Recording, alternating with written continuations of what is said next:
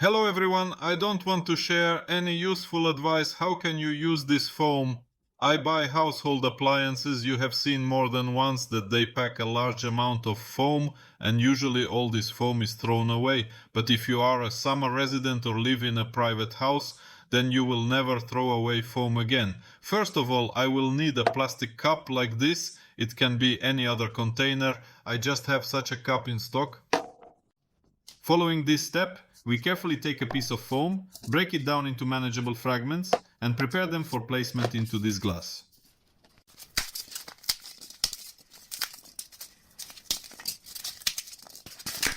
After softening the foam, the next requirement is a cellulose solvent, such as the one I'm holding here. So let's add the village to our cup.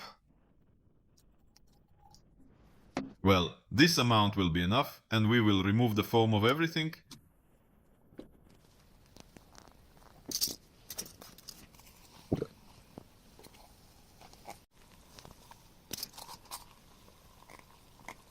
The experience of such, and as you can see, almost the entire bunch of foam has dissolved.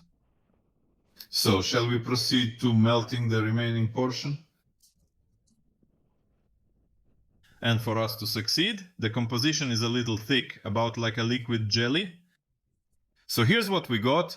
All the bubbles are gone. The composition turned out to be like a liquid jelly.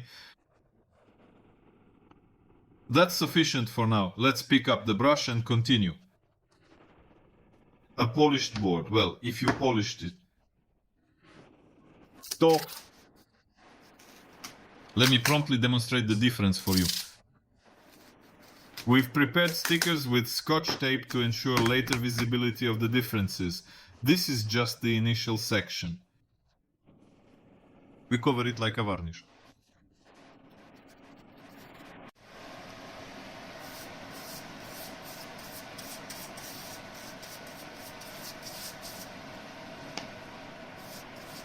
Observe how the tree emerges as though treated with ordinary varnish. And we'll see the effect when it dries. But now we'll perform the same process with this paving stone, sealing half of it with tape to compare results. To see the result. Well, we cover one half with our composition.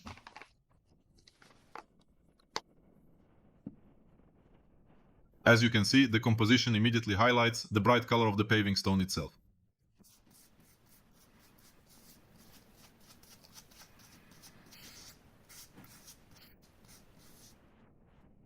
And most importantly, this is its composition, if you suddenly cover your paving stones like this.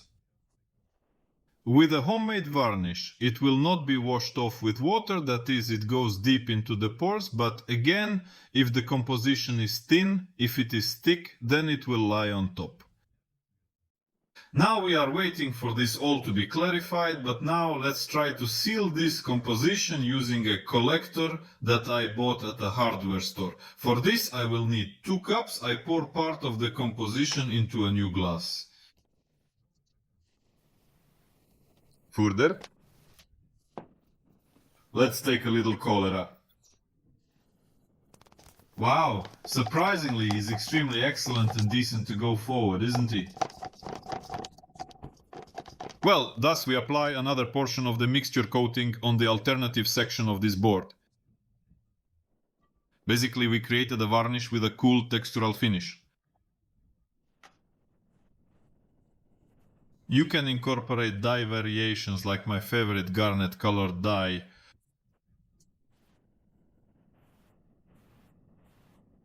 Even I poured a significant amount. Remarkably, the tree is already beginning to absorb, taking in the dye as needed and showing early results. We decided to speed up the process of drying it using a construction hairdryer. We will now try.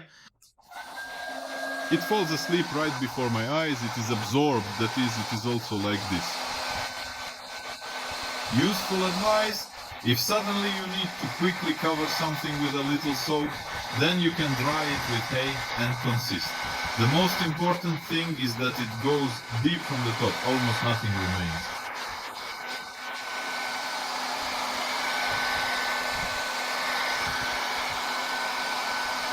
Well, as you can see, that's it. Everything has already been sent out.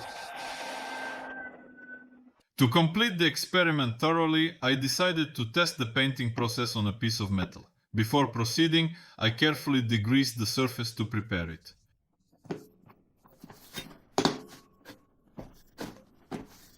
Now let's see how this composition falls on the metal. But so that it was visible, so that it was opaque, the composition took just the knees. Well, it fits perfectly.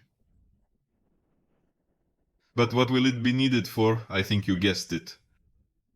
Preventing metal corrosion is crucial. Specifically, this involves applying a protective coating designed to combat rust effectively. Well, we'll also try to dry it with a hairdryer. Well, if you dry it with a hairdryer, it also becomes matte, but the composition remains on the metal. With the help of the fact that we touched up the composition, this is clearly visible. Look here, it's painted here, it's not painted here. That is, you can see. Let's examine now how the composition performs and interacts further. We take off the tape. I will say right away that it has been literally half an hour. So we dried. Walls to speed up the process. Here we go. Take a simple container of water, cover the surface and observe the resulting effect.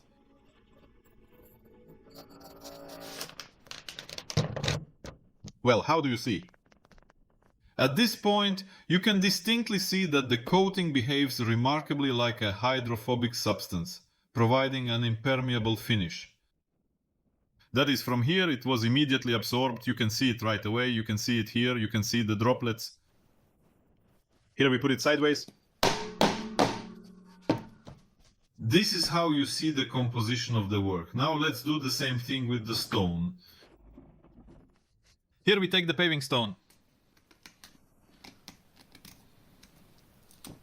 Reluctantly peeling the surface off, you can immediately notice a stark color difference. Here it appears matte with softened colors, whereas the treated surface exhibits vibrant color retention.